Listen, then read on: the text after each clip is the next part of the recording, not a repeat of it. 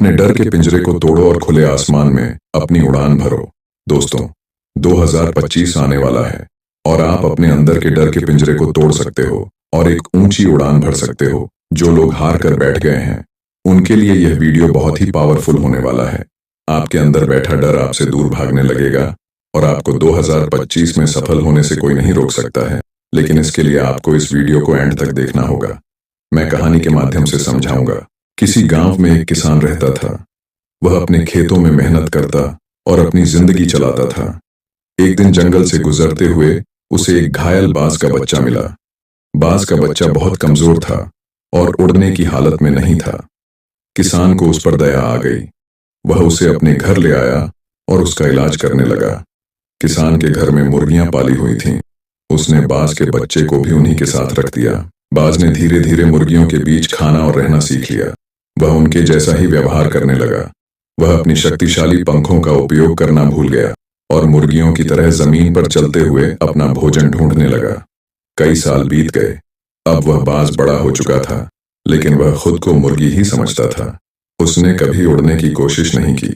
एक दिन एक प्रकृतिविद गांव आया। उसने किसान के खेत में उस बाज को देखा और हैरान रह गया।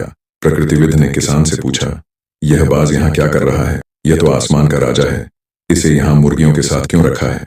किसान हंसकर बोला, यह अब बाज नहीं है, यह तो मुर्गी बन चुका है, यह उड़ नहीं सकता। प्रकृतिविद ने कहा, नहीं, यह बाज है।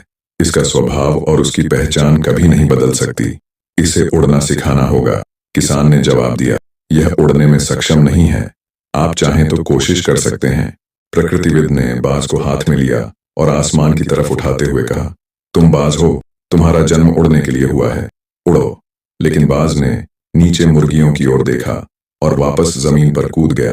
अगले दिन प्रकृतिविद ने बाज को घर की छत पर ले जाकर फिर से कहा, तुम बाज हो, तुम्हारा असली घर आसमान है, उड़ो।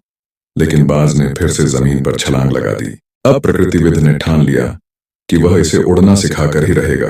तीसरे दिन वह बाज को गांव के पास एक ऊंचे पहाड़ पर ले गया। सूरज की किरणें फैल रही थीं और ठंडी हवा बह रही थी। प्रकृतिविद ने बाज को ऊंचाई पर ले जाकर कहा, तुम बाज हो, तुम्हारा दिल और आत्मा तुम्हें आसमान में बुला रही है, अपने पंख फैलाओ और उड़ो। इस बार बाज ने इधर उधर देखा। पहली बार उसे महसूस हुआ कि वह जमीन से कहीं ज्यादा ऊंचाई पर है। प्रकृतिविद ने उसे थोड़ा आगे बढ़ाया और बाज को हवा में छोड़ दिया। शुरुआत में बाज ने घबराकर पंख फड़फड़ाए, लेकिन धीरे धीरे उसने अपने पंख फैलाए और ऊंचाई में उड़ने लगा। उस दिन बाज ने पहली बार अपनी असली ताकत को पहचाना। उसने जाना कि वह जमीन पर रहने वाला प्राणी नहीं है, वह आसमान का राजा है।